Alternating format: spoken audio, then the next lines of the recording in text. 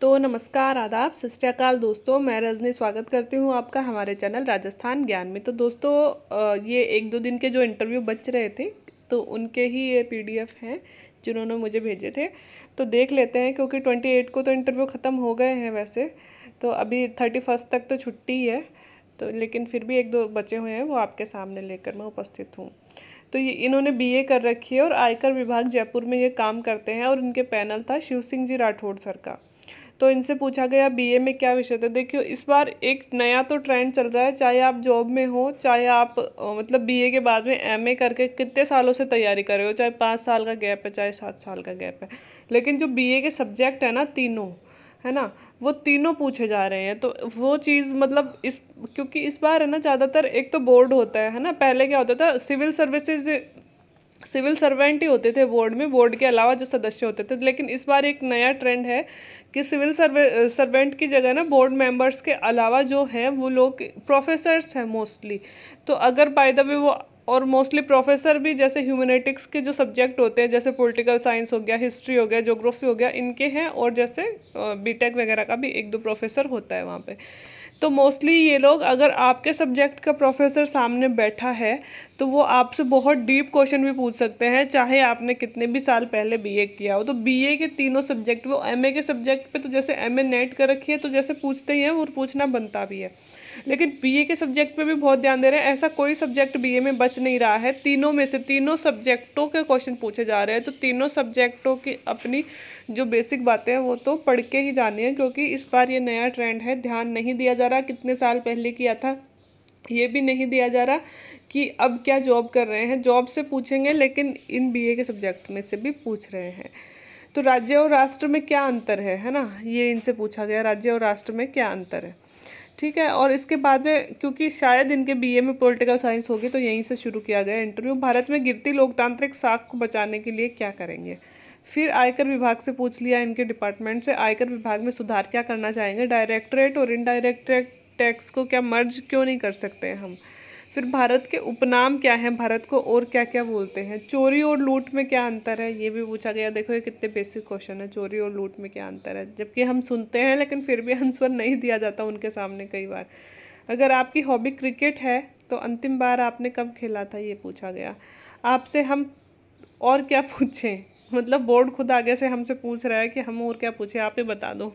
ठीक है। एंटेलिया केस क्या है, तो ये एंटेलिया केस में दोस्तों बहुत बार, मतलब जो थोड़े जॉब में है और पुलिस विभाग और इनमें कुछ है, उनसे तो पूछा ही जा रहा है, क्योंकि इस केस में पुलिस का नाम आ रहा है और बड़े बड़े ऑफिसर्स का नाम आ रहा है। तो एंटेलिया केस। धर्मनिरपेक्षता के प्रावधान क्या है, तो धर्मनिरपेक्षता तो बेसिक है पॉलिटिकल साइंस वालों के लिए और भी आरएएस वालों के लिए भी, क्योंकि कॉन्स्टिट्यूशन हम आरएएस मेंस में पढ़ते ही हैं।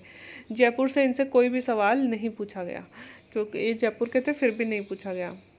ठीक है। दूसरे थे दोस्तों, भूपेंद्र जी का बोर्ड था और 9 बजे का इंटरव्यू था इनका। तो इनसे पूछा गया, भूपेंद्र सर बड़े ऐसे फ्रैंक होके पूछते हैं, जाते ही एकदम कंफर्टेबल लेवल पे अपन को पहुंच जाते हैं। सुबह आए थे या रात को आए थे, साथ में कौन आया, खाना खाया कि नहीं खाया, आप पानी ले सकते हैं, पानी पी सकते हैं। खुद लिख रहे हैं कि बहुत ही विनम्रता के साथ उन्होंने व्यवहार किया। फिर उन्होंने क्वेश्चन पूछना, मतलब इतनी देर पूछ के अपन को एकदम कंफर्टेबल फील करा देते हैं, फिर पूछते हैं, आपको किसान आंदोलन का भविष्य क्या लगता है कि क्या होने वाला है भविष्य में, मोदी जी एमएसपी मानेंगे, सरकार झुकेगी या फिर किसान झुकेंगे, क्या होने वाला है। फिर किसान आंदोलन की बात आई, तो पहले भी कोई किसान आंदोलन हुआ है क्या, नाम बताइए कौन कौन से हुए हैं। तो अपने राजस्थान में ही हुए हैं दोस्तों, बिजोलिया किसान आंदोलन हुआ है, निमुचना किसान आंदोलन हुआ है, हमारे शेखावाटी में भी हुए थे, है ना। तो ये भी हमको याद रखने हैं। इसके अलावा चंपारण का कारण क्या था, तो गांधी जी से रिलेटेड क्वेश्चन आया कि चंपारण आंदोलन क्यों किया गया। तो चंपारण तो 3 कठिया पद्धति के लिए किया गया था, है ना, नील की खेती वाला था, 3 कठिया पद्धति को समाप्त करने के लिए। तो वर्तमान किसान आंदोलन तथा चंपारण में क्या अंतर है, तो वैसे तो दोस्तों पूरा ही अंतर है। वर्तमान किसानों की मांग कुछ अलग है, उनकी मांग अलग थी, लेकिन हाँ एक अंतर है कि अभी वाले, एक तो जैसे अभी वाले किसान भी कह रहे हैं कि हमारा शोषण हो रहा है, पहले वाले किसान भी कह रहे थे। चंपारण में भी शायद किसानों ने ये डिमांड थी कि भाई हमारी फसल, उनकी तो ये डिमांड थी ना कि उनको नील उगाने के लिए बाध्य किया जाता था, और नील के फिर प्रॉपर पैसे भी नहीं दिए जा रहे थे। तो अब वाले किसानों की भी डिमांड ऐसी है कि भाई हम उगाते हैं फसल, लेकिन हमें एमएसपी दो। एमएसपी का मतलब हमारी न्यूनतम मजदूरी तो दो, कि इतना तो प्रॉफिट हमें दो, है ना। तो और बाकी आप अपने लेवल से कर सकते हैं। इसमें एनालिटिकल क्वेश्चन है, हमारी सोच पे डिपेंड कर सकता है कि हम क्या कैसे अंतर करते हैं, है ना। अगर गांधी जी वर्तमान में आंदोलन का नेतृत्व कर रहे होते तो क्या परिणाम होते। तो मेरी नज़र में तो दोस्तों इसका सबसे पहला तो यही बोल देंगे कि गांधी जी इस आंदोलन में होते तो शायद जो 26 जनवरी को जो हिंसा हुई थी वो नहीं हो पाती। लेकिन ऐसा ज़रूरी भी नहीं है नहीं हो पाती, क्योंकि गांधी जी ने तो असहयोग आंदोलन का नेतृत्व भी किया था, फिर भी चोरी चोरा हो गई थी ना, है ना। तो ऐसा ज़रूरी भी नहीं है कि गांधी जी का हर एक आंदोलन अहिंसक ही रहा था, कुछ कुछ हिंसा तो किसी किसी जगह हो ही जाती है।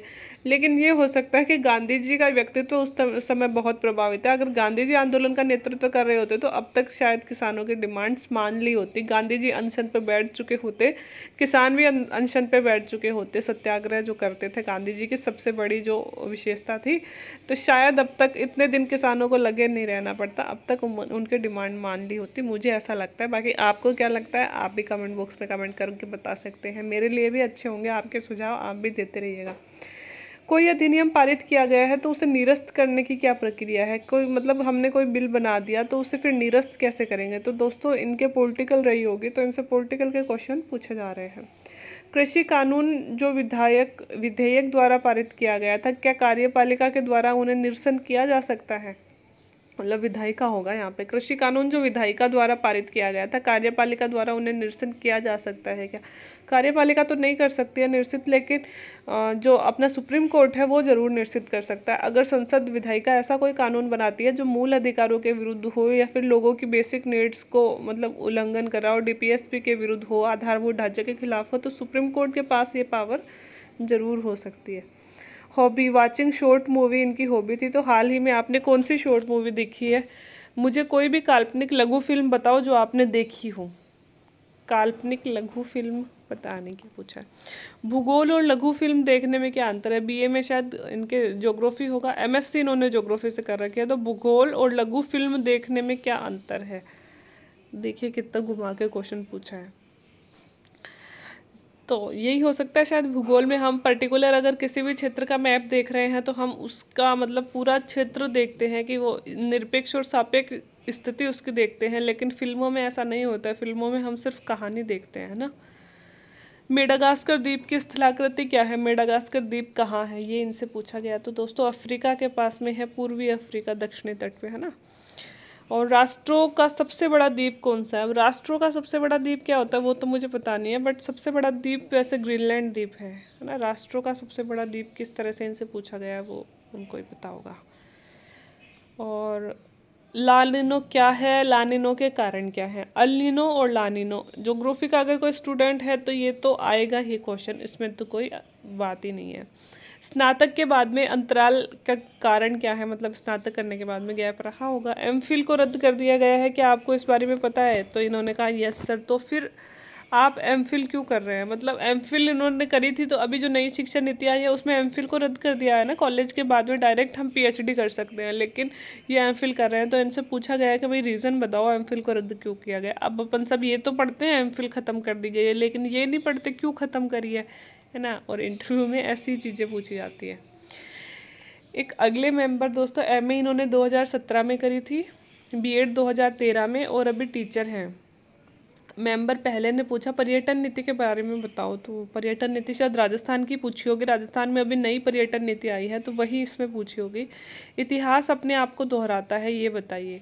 तो इतिहास और राजस्थान के 3 लोकवाद्य बताइए। तो लोक देवता, लोक देविया, लोकवाद्य, ये तो सब, और एक वो त्यौहार अपने, और कौन कौन सी तिथि को आता है ये भी पूछे जाते हैं। गांधी जी राजस्थान में कहाँ आए थे। तो ये भी टिपिकल क्वेश्चन है, मुझे भी नहीं पता गांधी जी राजस्थान में कहाँ आए थे, सर्च करना पड़ेगा। अगर आप लोगों ने सर्च किया हो तो मुझे भी आंसर भेजना नीचे कमेंट बॉक्स में। मेंबर सेकंड ने पूछा राष्ट्रपति और गवर्नर राज्यपाल के चुनाव में क्या अंतर है ना। तो राष्ट्रपति का चुनाव में तो ये होता है ना, लोकसभा और जो विधानसभाएं होती हैं उनके निर्वाचित सदस्य भाग लेते हैं, मनोनीत सदस्य भाग नहीं लेते। जबकि गवर्नर का चुनाव कौन करता है। गवर्नर का चुनाव तो राष्ट्रपति करता है, राष्ट्रपति की इच्छा पर डिपेंड होता है। मतलब सरकार जिसका भी नाम देती है उनको चुनते हैं। राष्ट्रपति के चुनाव में कौन कौन भाग लेते हैं, वही निर्वाचित सदस्य भाग लेते हैं ना। बौद्धिक संपदा का अधिकार क्या होता है। फिर आरएएस क्यों बनना चाहते हो, ये सबसे पूछा जाता है, आरएएस क्यों बनना चाहते हो। बैकग्राउंड शिक्षा थी इनकी, तो शिक्षक का फिर आरएस क्यों, मतलब अगर आप टीचर हो तो फिर टीचिंग से आरएस में क्यों आना चाहते हो, है ना। आधुनिकता क्या है, हल्दी घाटी का युद्ध अनिर्णायक कैसे रहा। तो हल्दी घाटी का युद्ध को दोस्तों अनिर्णायक युद्ध ही बोला जाता है, क्योंकि उनका उद्देश्य था या तो प्रताप को मारना या फिर प्रताप को जिंदा या मुर्दा पकड़ना, लेकिन ना तो वो प्रताप को मार पाए थे ना या जिंदा या मुर्दा पकड़ पाए थे। तो और एक रीज़न ये भी है कि इसलिए भी बोला जाता है क्योंकि इस युद्ध के, जैसे 18 जून को ये युद्ध हुआ था ना, तो उस युद्ध के कुछ महीने बाद ही स्वयं अकबर को अभियान लेके आए थे उदयपुर पे, है ना, चित्तौड़ पे। तो ऐसा कह सकते हैं कि अगर निर्णायक होता तो अकबर को क्यों आना पड़ता, है ना। तो अनिर्णायक था, इसलिए ही मतलब अकबर जितना बड़ा शासक, जो दिल्ली का शासक है, पूरे भारत का शासक है, उसे चित्तौड़ को जीतने के लिए आना पड़ा। दांडी मार्च कब शुरू हुआ और कितने दिन का था। तो दोस्तों ये आज़ादी का जो अमृत महोत्सव मना रहे हैं, ये हमने अभी दांडी मार्च के दिन से ही, मतलब 12 मार्च के दिन से ही शुरू किया है, इसलिए दांडी मार्च फिर से चर्चा में आ गया। तो ये जो दांडी मार्च वाला पूरा मैटर है, ये आप पढ़ के जाइएगा, क्योंकि आज़ादी का अमृत महोत्सव इसी दिन से शुरू किया है और फिर से दांडी मार्च भी शुरू किया है सरकार के 88 सहयोगियों ने मिलकर। गांधी जी ने नमक कानून कब तोड़ा था। जिस दिन वो पहुंचे थे उस दिन फिर उन्होंने नमक कानून तोड़ा था। फिर चेयरमैन सर ने पूछा लोकसभा में कितने सदस्य हैं, राज्यसभा में कितने सदस्य हैं। अब नॉर्मली अपन को याद रहते हैं, लेकिन है ना वहाँ पे बहुत घबराहट होती है, अपन भूल भी सकते हैं। तो ये जो फैक्ट्स हैं ये थोड़ा सा रिवाइज करके अपन को जाना पड़ेगा। न्यायाधीशों की नियुक्ति कैसे होती है, तो फिर उन्होंने बताया होगा कोलेजियम के द्वारा। फिर उन्होंने पूछा कोलेजियम क्या है, कमज़ोर बच्चों के लिए क्या करोगे, स्पेशल चाइल्ड या फिर पढ़ाई में वीक जो चाइल्ड आते हैं उनको कैसे आप ट्रीट करोगे। और नोट कह रहे हैं ये कि हॉबी और डिस्ट्रिक्ट से रिलेटेड कोई भी क्वेश्चन इनसे नहीं पूछा गया। ठीक है, अगला देखते हैं दोस्तों। 26 मार्च को 4:30 बजे था, बाबूलाल कटारा सर का बोर्ड था। तो चेयरमैन सर ने वही 10वीं 12वीं कहाँ से की, बीए इन्होंने 2012 में करी, फिर एमए 2017 में करी, बीएड 2013 में कर ली। टीचर हैं तो ये तो वही आ गया, मैंने डबल बार शायद बना दिया। हाँ, एक ये पूछा गया दोस्तों, ये भी किसी कलीग के ही है। भ्रष्टाचार कैसे समाप्त हो सकता है, एक आरएस बनकर आप भ्रष्टाचार को कैसे रोक सकते हैं, आपकी स्ट्रेंथ क्या है, आरएस अधिकारी में क्या क्या गुण होने चाहिए, लोक देवता कौन कौन से हैं, बोलियां कौन कौन सी हैं, हेल्थ सेक्टर के सरकार की योजनाएं, ये भी बहुत पूछा जा रहा है। हेल्थ सेक्टर वाला भी, हेल्थ सेक्टर के लिए और जो बुजुर्ग पर्सन हैं उनके लिए, महिलाओं के लिए, ये तो हमको याद करके ही जानी है। फिर निःशुल्क दवा योजना का इन्होंने नाम लिया होगा, तो निःशुल्क दवा योजना को क्या बंद कर देना चाहिए क्या। फिर इनसे पूछा बीएड क्यों किया। फिर आईटी के बारे में पूछा, इनकम टैक्स के बारे में, तो इन्होंने सॉरी सर बोला उसके लिए। और वही 10वीं कहाँ से की, 12वीं कहाँ से की, बीकॉम कब की, बीएड कब की, है ना। फिर मीडिया ट्रायल क्या होता है, मीडिया का एक तरफा झुकाव, फिर इससे इन्होंने जवाब दिया होगा तो क्रॉस क्वेश्चन पूछे गए। फिर नोटबंदी और उसके बाद की अर्थव्यवस्था पे प्रभाव पूछा गया। फिर इकोनॉमिक स्लो डाउन क्यों चल रहा है, मीडिया ट्रायल को आप कैसे रोक सकते हैं। फिर कंडीशन क्या है साइकोलॉजी में। और फिर ये डेजिन कंडीशन, ये जो भी थ्योरी है इनके साइकोलॉजी की होगी, ये इनसे पूछी गई। Main purpose of condition theory, GST council से जटिलताएं बढ़ती हैं क्या। पेट्रोलियम उत्पादों को जीएसटी में शामिल करने का क्या फ़ायदा होगा। अभी जैसे पेट्रोलियम भी बाहर है जीएसटी से और शराब भी बाहर है जीएसटी से, तो इनसे पूछा गया कि शामिल कर देते हैं तो फ़ायदा होगा क्या। पेट्रोलियम उत्पादों से क्या नेगेटिव इफेक्ट होगा अगर जीएसटी में शामिल करते हैं तो। मोटिवेशंस के मास्लो थ्योरी को आप कौन से स्तर पे है। मास्लो जो थ्योरी थी ना, उसमें 5 अवस्थाएं होती थी, ये तो अपन ने मेंस में पढ़ी थी, है ना। तो इसमें अंतिम अवस्था आत्मसिद्धि की अवस्था थी। तो इनसे पूछा कि आत्मसिद्धि का उदाहरण बताइए।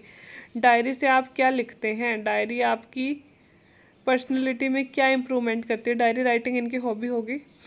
क्वाड क्या है, क्वाड में कौन कौन से देश शामिल हैं, यूएसए क्यों इतना सपोर्ट कर रहा है, क्वाड के मुख्य उद्देश्य क्या है, और भारत का दक्षिणतम बिंदु क्या है। ये दक्षिणतम बिंदु भी 3-4 जनों को पूछ लिया दोस्तों। हाँ, तो ये कटारा सर दक्षिणतम बिंदु बहुत पूछते हैं, तो ये भी आप याद करके जाइएगा। चलो आज के लिए इतना ही। वीडियो अच्छे लगा हो तो लाइक कर दें। जो क्वेश्चन अगर आपको आ रहे हो, टिपिकल लग रहे हो, तो मुझे भी कमेंट करके बताइएगा। Thank you very much.